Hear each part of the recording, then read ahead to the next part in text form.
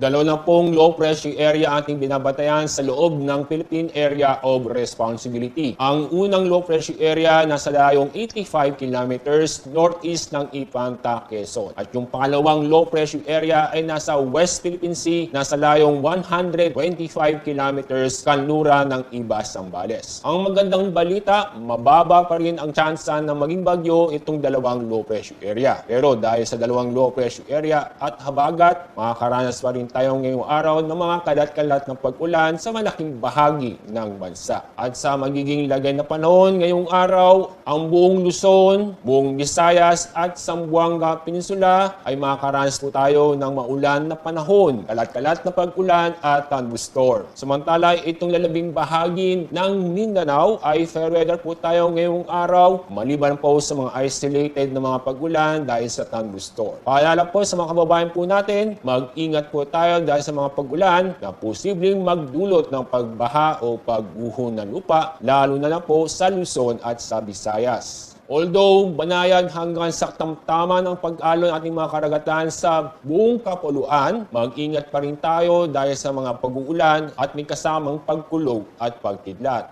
At sa ating weather outlook, di magandang panahon ang ating inaasahan ngayong weekend, Sabado at Linggo, sa Metro Manila, Baguio City, Legazpi City at sa Metro Cebu. Pero sa mga kababayan po natin sa Metro Davao, maganda at maliwas sa panahon ang inaasa po natin sa susunod na 3 araw. Asahan din natin ang mga isolated mga pag-ulan dahil sa thunderstorm.